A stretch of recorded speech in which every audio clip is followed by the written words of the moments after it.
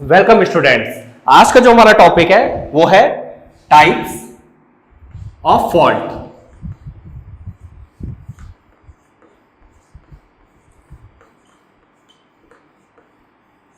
आपका जो ये टॉपिक है फॉल्ट एनालिसिस बहुत ही ब्रॉड टॉपिक है। दरअसल इसमें वेरियस टाइप ऑफ फॉल्ट्स होते हैं। हर एक फॉल्ट के अलग अलग डेरिवेशंस होते हैं। हर डेरिवेशंस के अलग अलग कंक्लूजन्स होते हैं, निष्कर्ष होते हैं और उससे बहुत सारे ऑब्जेक्टिव क्वेश्चन पूछे जाते हैं। तो खैर अभी तो हम इतना ब्रॉड में नहीं जा रहे हैं, बस मैं बेसिकली आपको यहां बताना चाहता हूं कि कितने टाइप के फॉल्ट होते हैं, कौन सा फॉल्ट मोस्ट सीवियर होता है, जो आपकी ये सारी बातें होती हैं। तो देखिए बेसिकली आपके दो टाइप के फॉल्ट होते हैं। पहला फॉल्ट होता है आपका शंट फॉल्ट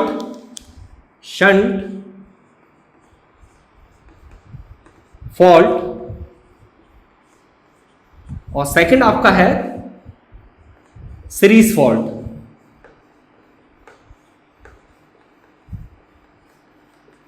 शंट फॉल्ट को हम क्या बोल सकते हैं? शंट फॉल्ट को हम बोल सकते हैं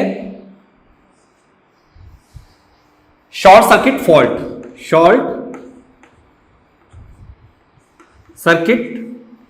फॉल्ट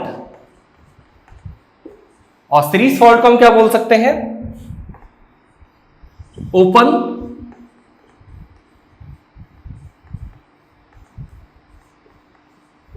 सर्किट फॉल्ट। ठीक है, अब अगर हम इसे और थोड़ा सा क्लासिफाई देखिए, अगर शंट फॉल्ट की बात करें तो शंट फॉल्ट से मतलब क्या हो रहा है? शंट फॉल्ट से मतलब हो रहा है कि माना आपकी ये ट्रांसमिशन लाइन जा रही है, 3 फेज जा रहे हैं आपके, सही, और शॉर्ट सर्किट हो रहा है तो ये आपके शॉर्ट सर्किट हो गए, तीनों फेज आपके शॉर्ट सर्किट हो गए। या फिर ये 3 आपके कनेक्टर जा रहे हैं, ट्रांसमिशन लाइन के 3 फेज जा रहे हैं तो ये आपका शॉर्ट सर्किट हो गया। इस टाइप से जो फॉल्ट होंगे उसे हम बोलेंगे शंट फॉल्ट या फिर short circuit fault. Series fault की बात करें तो बेसिकली ये आपकी 3 कंडक्टर है और ये आपका बीच में ओपन सर्किट हो जाए, ठीक, तो इसे हम बोल देंगे ओपन सर्किट फॉल्ट। थोड़ा सा और क्लासिफिकेशन देखते हैं। शॉर्ट सर्किट फॉल्ट जो आपका होता है इसमें भी आपके 2 टाइप होते हैं मेजरली आपके जो सिलेबस में है आरआरबी जेईई और एसएससी जेईई के सिलेबस में वो आपके शंट और शॉर्ट सर्किट फॉल्ट है। ओपन सर्किट फॉल्ट आपके सिलेबस में नहीं है। चलिए, शॉर्ट सर्किट फॉल्ट आपके 2 टाइप के मेजर हो जाते हैं। एक हो जाता है आपका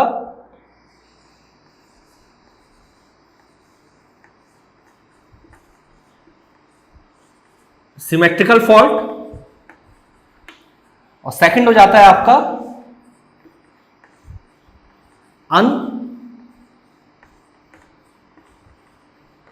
सिमेट्रिकल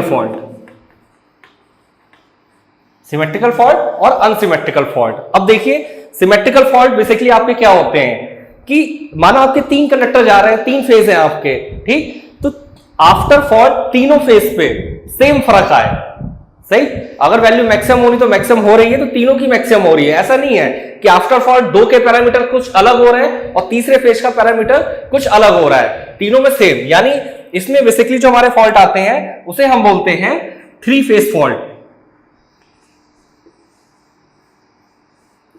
सही। और 3 फेज फॉल्ट में भी आपके 2 कंडीशन हो सकती हैं। एक हो सकती है ट्रिपल एल फॉल्ट और दूसरी हो सकती है triple L G fault. Means आप देख सकते हैं कि ये 3 कंडक्टर हैं आपके, ये तीनों आपस में शॉर्ट हो गए तो इसे हम बोल देंगे ट्रिपल एल फॉल्ट। और अगर यही शॉर्ट होने के साथ ग्राउंडिंग भी हो रही है तो इसे हम बोल देंगे ट्रिपल एल जी फॉल्ट। तो ये आपका जो फॉल्ट होता है इसे हम बोलते हैं symmetrical short circuit fault. Next बात करते हैं अनसिमेट्रिकल फॉल्ट की। तो अनसिमेट्रिकल फॉल्ट में भी आपके सब क्लासिफिकेशन होते हैं, वो देखिए।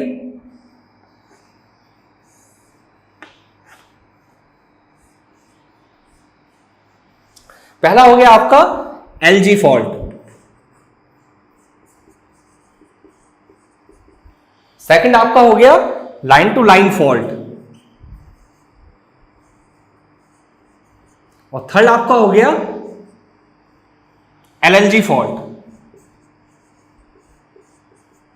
ये 3 आपके अनसिमेट्रिकल फॉल्ट होते हैं, सही। एलजी फॉल्ट आपका क्या होगा कि माना ये आपके 2 कंडक्टर है, वो सॉरी 3 फेज है आपके, तो एलजी फॉल्ट का मतलब क्या है कि ये आपका ग्राउंड से टच कर गया, लाइन टू ग्राउंड फॉल्ट, तो इसे हम बोल देंगे एलजी फॉल्ट। अगर मैं बात करूं एलएल फॉल्ट की, तो एलएल फॉल्ट आपका क्या होगा, ये माना आपके 3 फेज है, तो आपके कोई भी 2 फेज आपस में शॉर्ट सर्किट हो गए, तो इसे बोलेंगे हम line to line fault. Next है आपका डबल एलजी फॉल्ट, यानी ये आपके शॉर्ट भी हुए हैं, साथ में ग्राउंडिंग वाली कंडीशन भी आ रही है, तो इस केस को क्या बोलेंगे हम, डबल एलजी फॉल्ट या फिर line to line ground fault. तो ये मैंने आपको इसके क्लासिफिकेशन बताया। थोड़ा सा और देखते हैं, जब शॉर्ट सर्किट, जो आपका ऑब्जेक्टिव क्वेश्चन पूछे जाते हैं उसके पॉइंट ऑफ व्यू से मैं आपको बताने की कोशिश कर रहा हूं। शॉर्ट सर्किट फॉल्ट की बात करते हैं, शॉर्ट सर्किट फॉल्ट में आपकी करंट की वैल्यू मैक्सिमम हो जाएगी और वोल्टेज और फ्रीक्वेंसी आपकी मिनिमम हो जाएगी, ये ऑब्जेक्टिव में पूछा जाता है। और अगर मैं ओपन सर्किट की बात करूं तो ओपन सर्किट के केस में करंट की वैल्यू मिनिमम हो जाएगी और वोल्टेज और फ्रीक्वेंसी की वैल्यू मैक्सिमम हो जाएगी, ये पॉइंट आपको याद रहना चाहिए। अगर हम इसके बात करते हैं कि भैया मोस्ट सीवियर फॉल्ट कौन सा होता है, सही, तो मोस्ट सीवियर फॉल्ट आपका ये होता है, ये चीज आपको याद रहनी चाहिए। इसे हम लिखते हैं मोस्ट सीवियर फॉल्ट। ये आपका जो फॉल्ट होता है ये आपका मोस्ट सीवियर होता है। इसमें आपको जो इंसुलेशन हो गए या फिर जो प्रोटेक्शन इक्विपमेंट हो गए उनके भी डैमेज होने के चांसेस होते हैं, लेकिन जो हमारा स्विच गियर प्रोटेक्शन अगर सब्जेक्ट हम पढ़ेंगे थोड़ा बहुत, तो स्विच गियर प्रोटेक्शन में ऐसी टेक्निक यूज करी जाती है जिससे हम इस फॉल्ट से बच सकें, लेकिन ये हमारा मोस्ट सीवियर फॉल्ट होता है।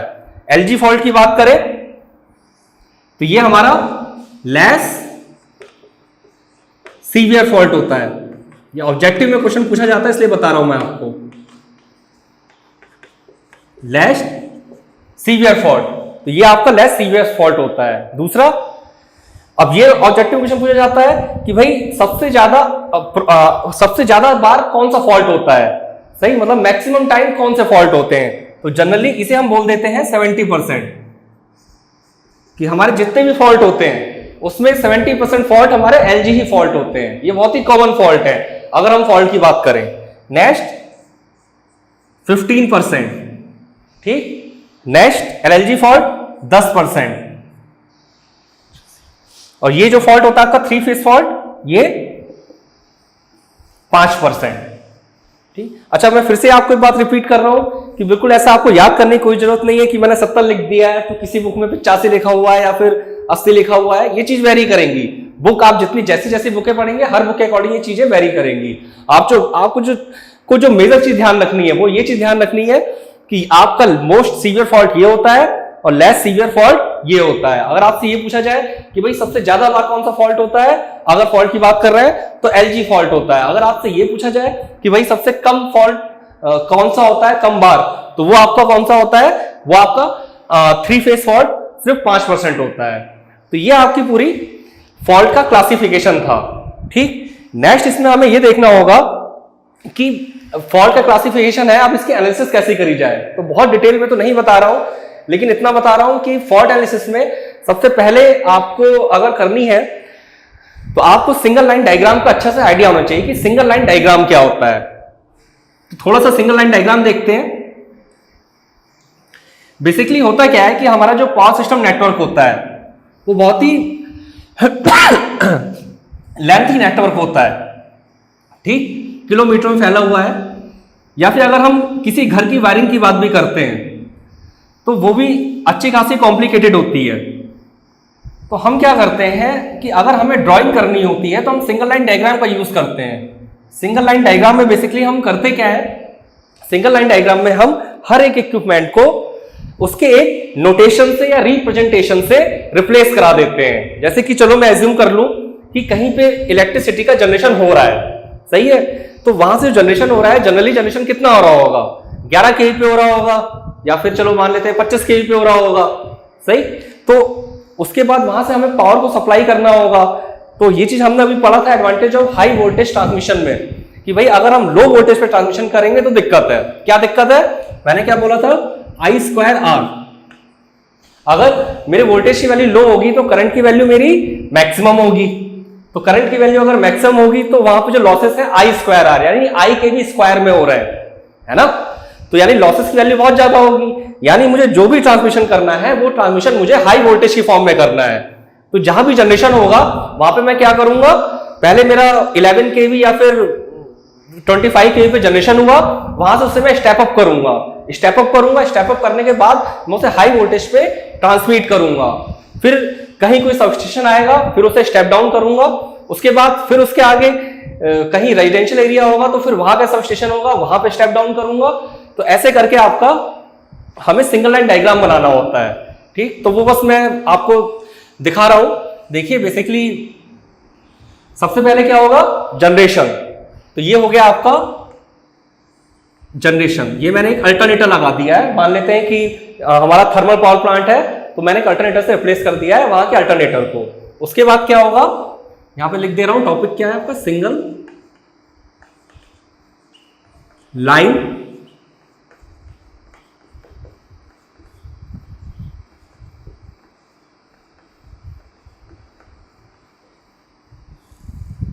Single line diagram. Single line diagram में पहला हमारा क्या हो गया, अल्टरनेटर से हमने जनरेशन कराया इलेक्ट्रिसिटी का। उसके बाद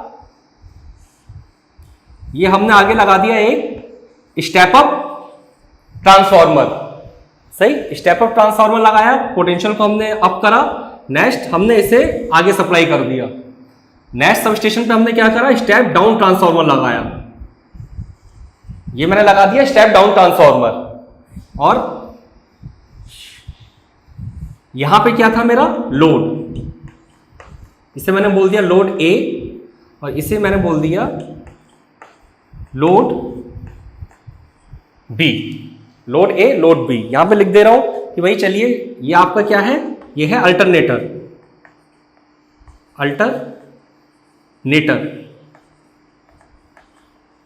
सही। इसने किसमें 11 kV पे मान लेते हैं कि जनरेट कराया, 11 kV पे आपकी इलेक्ट्रिसिटी जनरेट हो रही है। नेक्स्ट स्टेप डाउन ट्रांसफार्मर लगाया, तो यहां पे कितना पोटेंशियल होगा, 11 kV, ठीक। कितने में स्टेप अप कराएंगे अब आपकी मर्जी है, हम चलिए अपने मन से मान ले रहे हैं 132 kV, सही। 132 kV हमने स्टेप अप करा लिया। उसके बाद हमने 132 kV से इसे रिप्लेस पावर को ट्रांसफर करा। ये क्या था आपका, ये था आपका स्टेप अप ट्रांसफार्मर,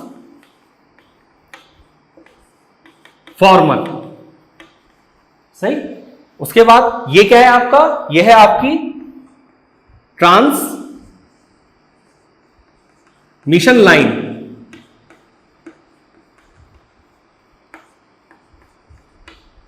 ठीक। नेक्स्ट आपका फिर एक ट्रांसफार्मर आ गया। अब आपको क्या करना है, स्टेप डाउन करना है, तो यहां के हाई वोल्टेज साइड पे आपका क्या आएगा, 132 kV।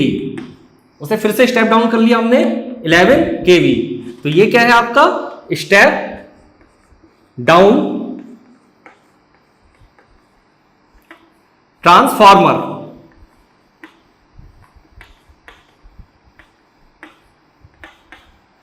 स्टेप डाउन ट्रांसफार्मर, ठीक। नेक्स्ट ये है आपका load,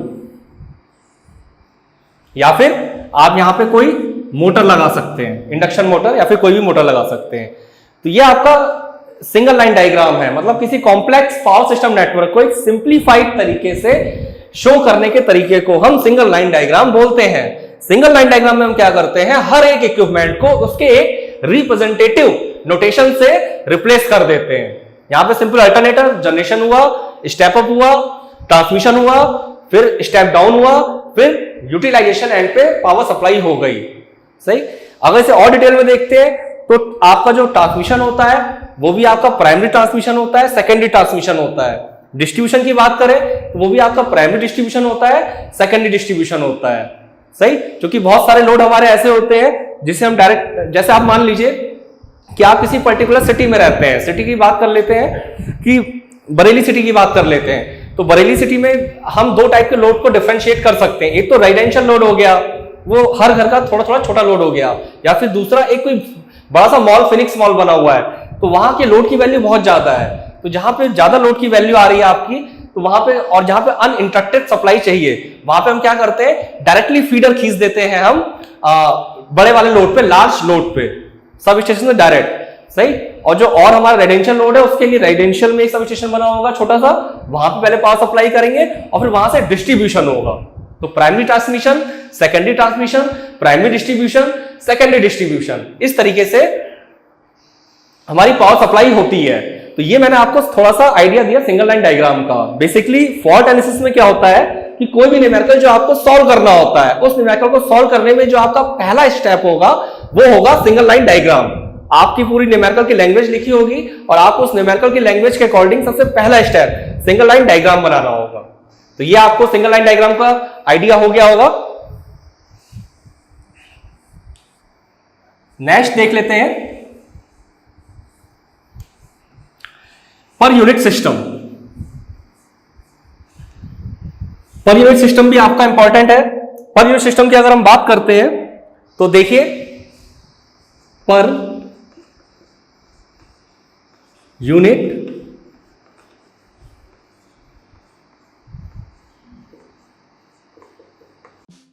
Genic Prime is the new features by Genic Education where you will get 450 plus video series questions explanation, Prime Facebook group for doubt solving, assignments, live sessions and many more.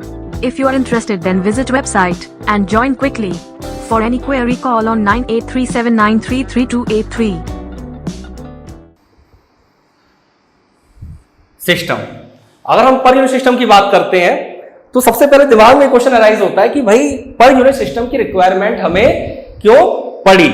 तो इस चीज को कैसे आप correlate कर सकते हैं। देखिए जनरली आप एक चीज देखिए कि जब बिल्कुल इनिशियल, अगर बहुत पुरानी बात करते हैं कि उस समय पावर नेटवर्क कैसा होता होगा, एज्यूम करके चल रहा है, तो होता क्या होगा कि भाई चलो 11 kV पे जनरेशन हुआ, ये 11 kV पे ट्रांसमिशन हो गया, यहां पे कुछ लोड लगा होगा, मान लेते हैं भाई, सही, बिल्कुल ये मैं बहुत पहले की बात कर रहा हूं कि मान लेते हैं जब बिल्कुल पावर सिस्टम आपका स्टार्ट हुआ होगा। तो इस केस में क्या है, number of voltage level, number of voltage level बराबर 1, यानी यहां भी 11 है, यहां भी 11 है, यहां भी 11 है। तो जितना नंबर ऑफ वोल्टेज लेवल होता है उतनी आपकी सॉल्व अगर आप करेंगे तो number of equation equal to 1। तो यहां हमें कोई दिक्कत नहीं है, यहां पे हमें कोई प्रॉब्लम नहीं है, आसानी से हमारा सॉल्यूशन हो जाएगा। लेकिन अगर हम रियल पावर सिस्टम नेटवर्क की बात करें तो रियल पावर सिस्टम नेटवर्क में जनरेशन कितने वोल्टेज पे हो रहा है, प्राइमरी ट्रांसमिशन कितने वोल्टेज पे हो रहा है, सेकेंडरी ट्रांसमिशन कितने वोल्टेज पे हो रहा है, प्राइमरी डिस्ट्रीब्यूशन कितने वोल्टेज पे हो रहा है, सेकेंडरी डिस्ट्रीब्यूशन कितने वोल्टेज पे हो रहा है, और कहीं पर्टिकुलर ट्रांसमिशन से दूसरी लाइन निकल गई है आपकी, कहीं स्टेप अप ट्रांसफार्मर है, स्टेप डाउन ट्रांसफार्मर है, तो आपके पास जो नंबर ऑफ वोल्टेजेस लेवल होते हैं वो बहुत ज्यादा हो जाते हैं। तो ये तो मैं सिर्फ वोल्टेज सिस्टम में बता रहा हूं, आपको तो भाई सारी कैलकुलेशन करनी है ना, आपको वोल्टेज की भी करनी है, करंट की भी करनी है, इंपीडेंस की भी करनी है, पावर की भी करनी है, बहुत सारे पैरामीटर हैं। तो जितने ज्यादा आपके नंबर ऑफ वोल्टेज लेवल्स होंगे आपकी नंबर ऑफ इक्वेशन भी उतनी ज्यादा ही होती जाएंगी।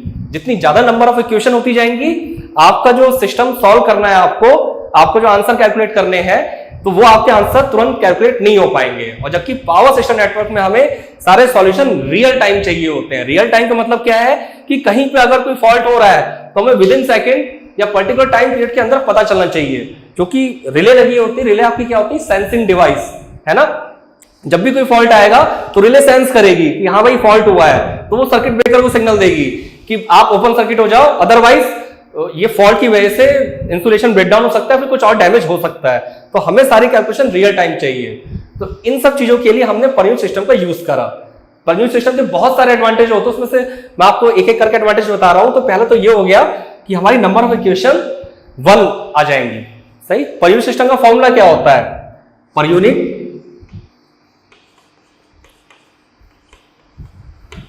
यूनिट का फॉर्मूला होता है आपका actual quantity upon base quantity.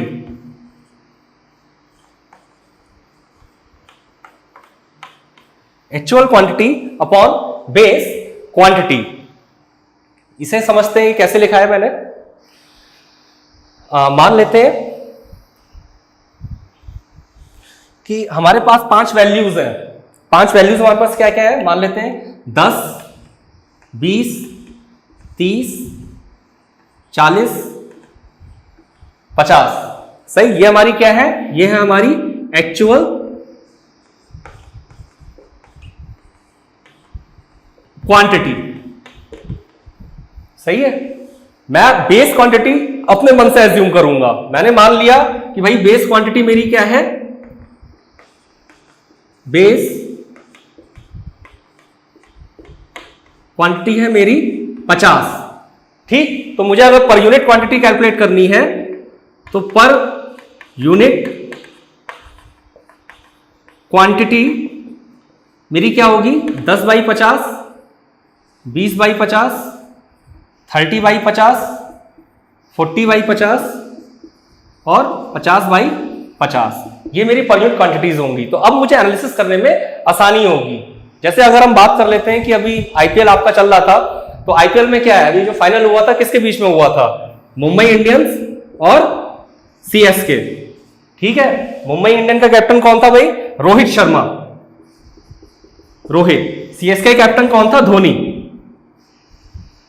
तो ये रोहित शर्मा एक प्लेयर हो गया, तो ऐसे करके 1 2 3 4 अप टू 11 प्लेयर हो गए आपके मुंबई इंडियंस के। ऐसे ही 1 2 3 ऐसे 11 प्लेयर हो गए आपके सीएसके के। यानी टोटल कितने प्लेयर हुए, टोटल प्लेयर हुए आपके, टोटल प्लेयर हो गए 22। टोटल प्लेयर आपके हो गए 22। यानी अगर आपको एनालिसिस करना है तो आप क्या करेंगे, आपको नंबर ऑफ इक्वेशन कितनी रिक्वायर्ड होंगी, नंबर ऑफ इक्वेशन आपको 22 रिक्वायर्ड होंगी। सही, अगर हम सिर्फ रन की बात कर रहे हैं कि मान लेते हैं रोहित ने कुछ रन बनाए, रोहित के अलावा जो और प्लेयर है उन्होंने कुछ रन बनाए, ऐसे ही धोनी ने कुछ रन बनाए, सबने कुछ ना कुछ रन बनाए, तो 11 अलग अलग रन इनके हो गए, 11 अलग अलग रन इनके हो गए, तो 22 प्लेयर है तो 22 अलग अलग रन हो गए। तो यानी नंबर ऑफ इक्वेशन 22 हो गई। और हमने क्या करा कि जनरली जिस 22 खिलाड़ियों में जिसने सबसे ज्यादा रन बनाए होंगे उसे हम मान लेंगे बेस क्वांटिटी। सही, और जो सबकी एक्चुअल रन होंगे तो actual run upon base run से डिवाइड कर देंगे, तो आपकी सारी एनालिसिस एक इक्वेशन से हो जाएगी। तो इसलिए हम पर यूनिट सिस्टम का यूज करते हैं। और भी पर यूनिट सिस्टम के बहुत सारे एडवांटेज होते हैं, जैसे कि पर यूनिट सिस्टम जो होता है ये आपका मीनिंगफुल इंफॉर्मेशन देता है। ये तो मैंने थोड़ा आपको नॉन टेक्निकल एग्जांपल से समझाने की कोशिश करी थी। अगर टेक्निकल एग्जांपल की बात करें तो एक एडवांटेज आपका हो गया मीनिंग फुल इंफॉर्मेशन। आप समझते हैं कि भाई ये मीनिंगफुल इंफॉर्मेशन होता क्या है। आप एज्यूम करिए कि आपके कोई पावर प्लांट है, ठीक है ना, उस पावर प्लांट में क्या हो रहा है, उस पावर प्लांट में भाई जनरेशन हो रहा होगा। जनरेशन हम मान लेते हैं कि चलो भाई 5 मेगावाट पे हो रहा है, जनरेशन आपका 5 मेगावाट पे हो रहा है, ये हमने बोल दिया। तो अब इस 5 मेगावाट को बोलने से हमें ये नहीं पता चलेगा कि ये आपका रेटेड पावर पे डिलीवर कर रहा है पावर, रेटेड पावर, या फिर ओवरलोडेड, या फिर अंडरलोडेड।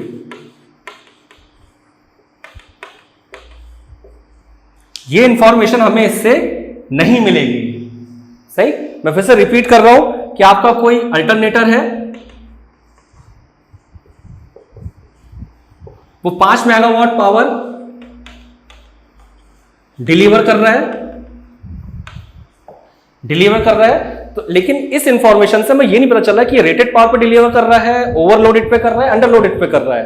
ठीक, तो अगर मैं ये बोल दूं कि नहीं भाई 0.7 पर यूनिट, सही, तो मुझे पता चल रहा है कि हाँ भाई 0.7 पर यूनिट है, यानी ये अंडरलोडेड है। अगर मैं ये बोल देता 1 पर यूनिट, तो मुझे पता होता रेटेड पावर पे सप्लाई कर रहा है। अगर मैं बोल देता 1.2 पर यूनिट, तो यानी ओवरलोडेड। तो ये आपका पहला एक एडवांटेज होता है मीनिंगफुल इंफॉर्मेशन। दूसरा क्या होता है, रियल टाइम कैलकुलेशन।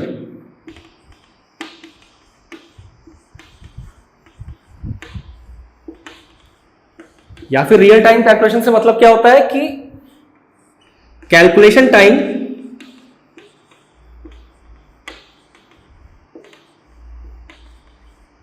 रिड्यूस। सही, रिड्यूस क्यों होता है कैलकुलेशन टाइम? क्योंकि जनरली आपकी जो पर यूनिट वैल्यूज होती हैं, जनरली पर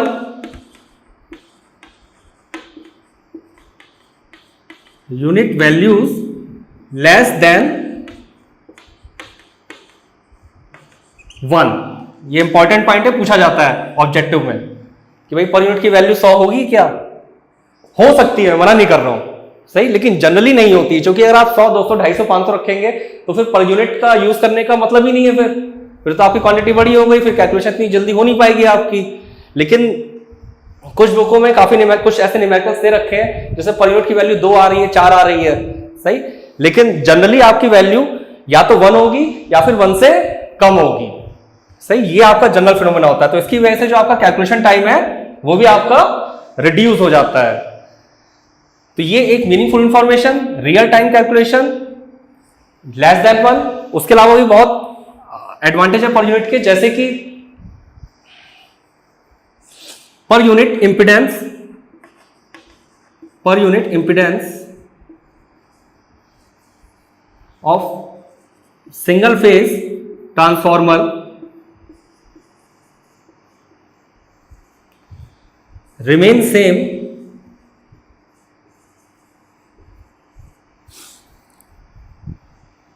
on both side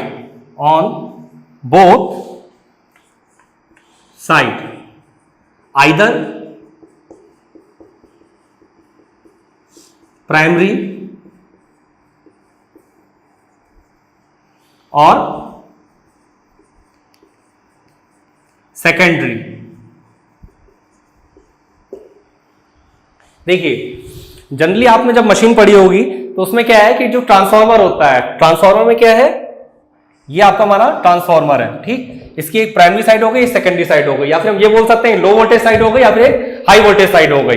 तो उसमें क्या होता है कि आपको refer to primary, refer to secondary करके कैलकुलेशन करनी पड़ती है, लेकिन पर यूनिट में ऐसा कुछ चक्कर नहीं है। मैं सीधे बोल सकता हूं जेड पर यूनिट एलवी बराबर Z per unit HV, where LV stands for low voltage and HV stands for high voltage। तो यहां पे हमारा कैलकुलेशन टाइम फिर से रिड्यूस हो जाता है। ऐसे ही अगर मैं 3 फेज ट्रांसफॉर्मर की बात करूं तो उसमें हमें करेक्शन नहीं देखने पड़ेंगे, स्टार है, डेल्टा है, क्या है, हमारा इंपेडेंस की वैल्यू सेम आएगी। तो ऐसी पर यूनिट के बहुत सारे एडवांटेजेस होते हैं। तो और ये आपके जो एडवांटेजेस है ये आपके मोस्ट इंपॉर्टेंट एडवांटेजेस है।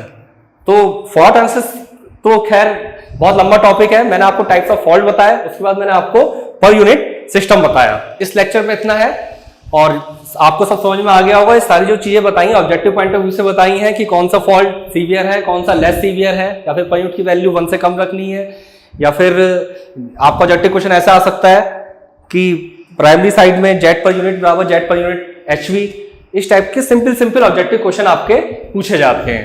Thank you.